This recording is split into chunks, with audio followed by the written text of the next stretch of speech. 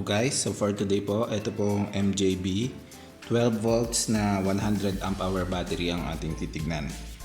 Meron din ako nakitang parang ganito rin na battery, parang kapareho nung casing, parehong use na EV cells yung laman, pero mas mura ng konti yun. Pero hindi pa dumarating ang ating GD battery, so ito munang MJB battery ang ating bubuksan at ika-capacity test.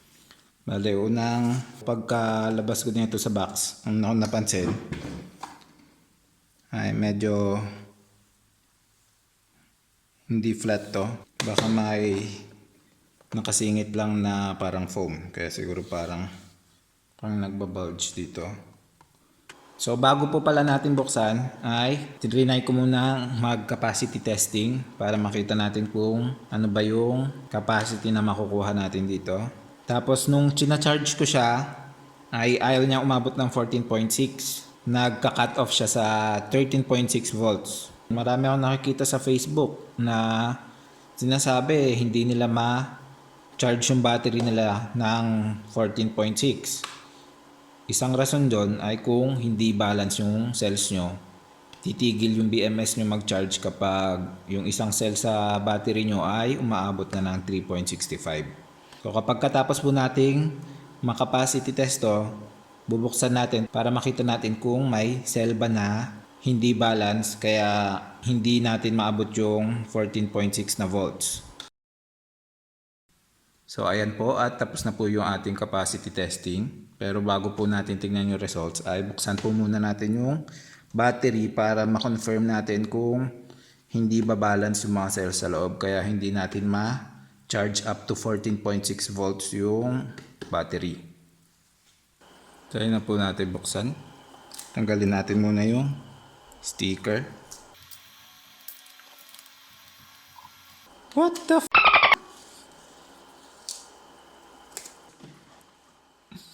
GD battery siya. So kaya pala may sticker. Rebranded lang pala. Bumili pa naman ako ng isang GD battery. Kasi gusto kong i-compare. Dito. Kadarating niya lang kahapon.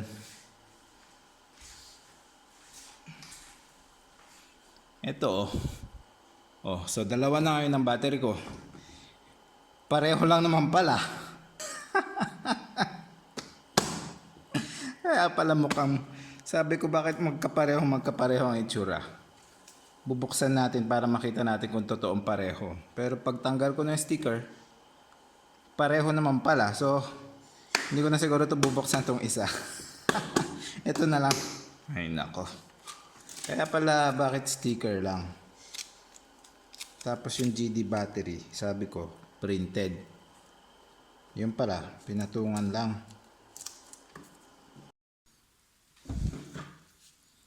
So after ng maraming pukpok at nasira yung aking pangkamay.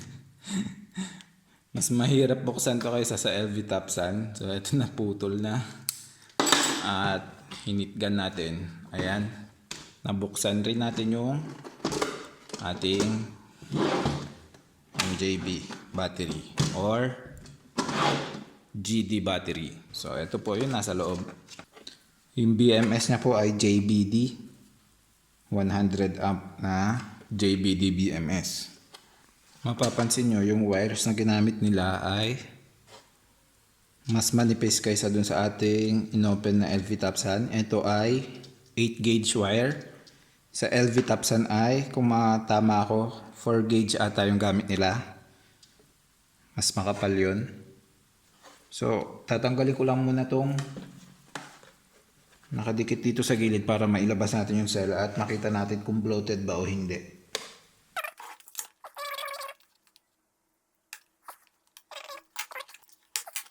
Ito na yung mga cells natin.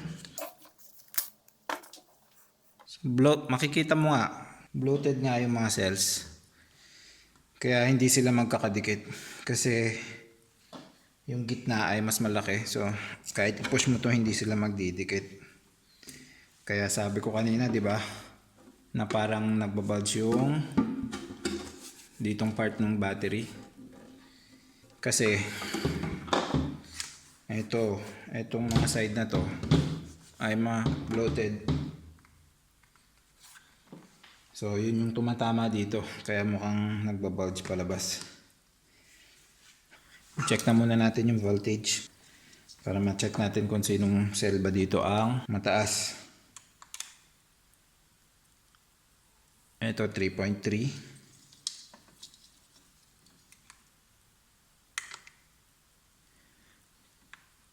Ayan, 3.3 din.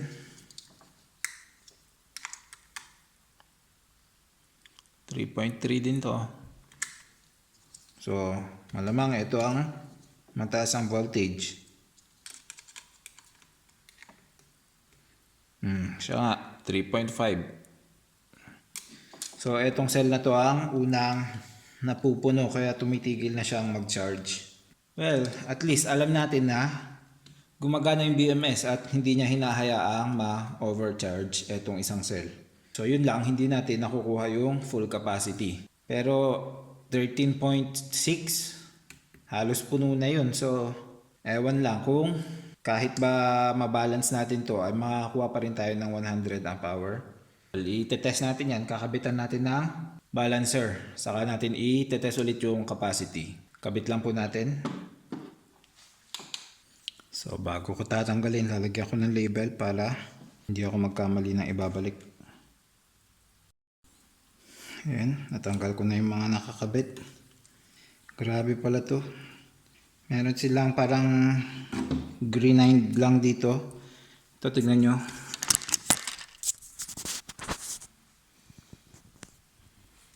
Hindi man lang inayos. So, hindi ka magkakaroon ng tamang connection sa terminal. Kasi, tignan nyo, hindi flat.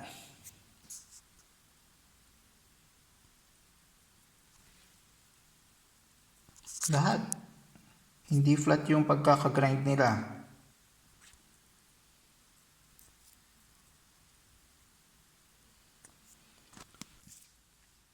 So yun, kapag hindi talaga flat etong terminal mo at kinabit mo ganon, hindi magkakaroon ng maayos na connection yung etong mga ring terminal mo papunta dito. So magkakaroon ng mataas na resistance.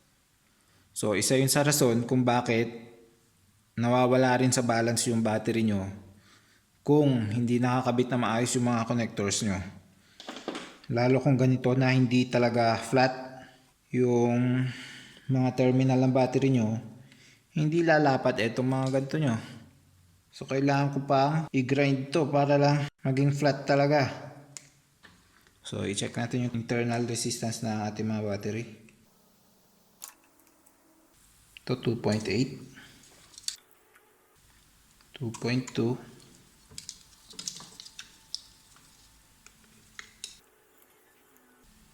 1.5 naman itong isa. 1.9. So mababa, maganda yung mga internal resistance ng mga cells.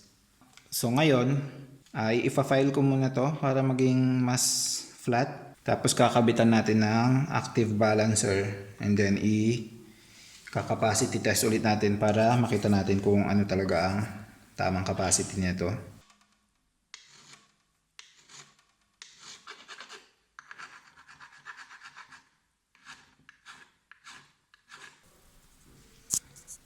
So eto na. Na-file ko na yung iba. Compare mo dito sa dati. Tingnan nyo kung gaano kapangit naman yan. O, ayan. Flat na. So, mas maayos na ngayon. Ayan po. Ibalik ko na yung mga connection. At nakabitan na rin natin ng active balancer. Ayan po. Makita nyo may 1 amp na binabawas dito sa isang cell na may mataas na voltage. So, nililipat nyo na yung energy papunta dito sa ibang cells. So, ito po, tapos na po yung capacity testing na itong una nating GD battery or MJB battery. So, yung capacity po na nakuha natin ay nung una nating testing, nung wala pa siyang active balancer, ang nakuha natin ay 75 amp hour. Tapos nung binuksan natin, kinabitan natin ng active balancer, nung discharge natin, ang nakuha natin ay 77 amp hour. So 2 amp hour lang ang nadagdag. Hindi dahil hindi balance yung cell kaya mababa yung nakuha natin. Talagang mababa lang yung capacity ng mga cells na to. Ito po, at nakakabit na rin yung ating isa pang GD battery. So, try natin siyang i-charge. Ito nyo, 13.4 yung volts niya ngayon. I-charge natin at 5 amps. Tingnan natin kung titigil din. O, ayun, tumigil na agad. So, pareho niya rin na mayroong cell na nauunang mapuno. Kaya tumitigil na agad yung BMS. Kahit ulit-ulitin mo yan, titigil agad yan. Ayan, tumigil na. So, yan. So, i-try na natin i-discharge. So, makita natin kung yung capacity ba ay kapareho lang din nung isa nating naunang tines na 75 to 77 amp hour. Ayan po, katatapos lang ma-discharge. Ang nakuha po natin ay ayan, 76 amp hours. So yan po ang result na ating capacity testing sa GD battery or MJB battery. Pareho lang po sila. So yung MJB battery po ay GD battery ang laman. Ang capacity lang po na nakuha natin ay 75 amp hour. Ang issue ko lang dito ay dapat sinasabi nila yung totoong capacity ng battery. Kahit use pa yan. So pag sinabi nilang use, dapat sabihin nila na ito ay used battery at ang original capacity ay 100 amp hour pero 75 amp hour na lang ang capacity niya ngayon. Para alam ng buyer kung ano yung mabibili niya. Kasi mag-expect kang 100 amp hour ang binili mo pero hindi naman pala. So dapat ganun ang gawin ng mga seller na use cells ang ginagamit. Kadalasan din po palang tanong ng mga nagbabalak bumili nito ay kung gaano pa ba katagal ang itatagal ng battery na to. Well, hindi natin malalaman kung gaano na ba kasi katagal itong mga cell na to, kung kailan sila minanufacture at kung ilang cycles na ang ginawa nila. Pero pwede po natin yan i-estimate based sa nakita nating datasheet. So sa mga datasheet nakalagay ay ang usually charge cycles ng cells na ganito ay nasa 2,000 to 3,500. Tapos yung mga cells na ganito, kadalasan ang warranty ay 10 years. So i-expect na natin, sabihin na natin yun yung minimum na itatagal ng cells na to. Tapos nakita rin natin sa datasheet na kailangan na end of life na ng cell na to after 70% or 80% na lang ang capacity. So based sa mga yun, pwede na nating i-estimate kung gaano katagal na nila ginamit tong battery na to.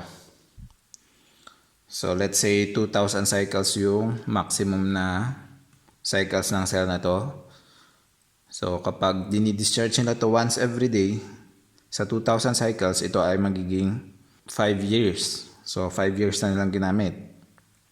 So kung susundin natin yung 3,000 na cycles, halos 8 years yon kung sinacycle once a day. So i-minus mo na yun sa 10 years na warranty nila.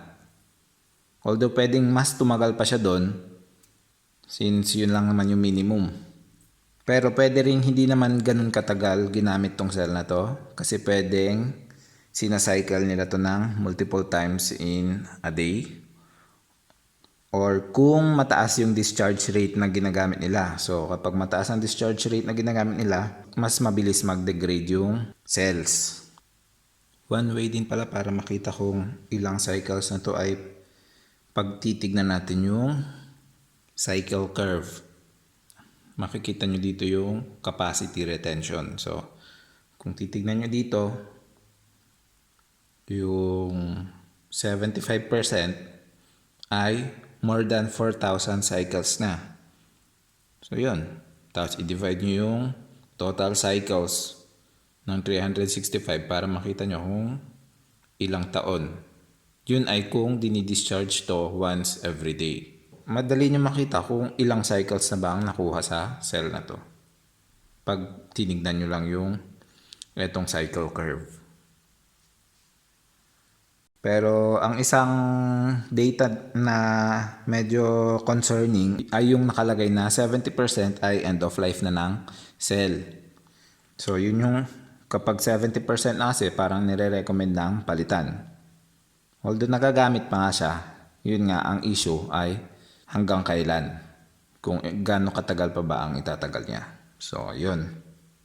So dito na po nagtatapos ang ating video sa capacity testing at tear down review ng ating GD battery or MJB battery. Para sa susunod po nating video ay marami pa po akong mga nakapila at mga gustong ipakita sa inyo. Isa po ito, ang Ready Go battery. Hindi po ito pang solar kundi pang sasakyan. Ni-request po ito ng isa nating viewer and kailangan ko na rin kasi magpalit ng battery sa sasakyan kaya bumili na rin ako. So itetest po natin to, titignan natin yung laman at check natin yung performance kung maganda bang pamalit ito sa normal na lead acid battery ng sasakyan. Meron pa po bagong dating itong ating Juxing na 3000 watts inverter. So titignan natin kung totoong pure sine wave ba to at kung maganda rin ang performance. Yun po pala ang BYD na 48 volt battery na bubuuin natin ay hindi ko pa ma-upload dahil magwe-weld pa muna ako ng paglalagyan nila. Pero malapit na rin yung matapos. Salamat po sa panonood. Kita-kita na lang po tayo sa susunod na video.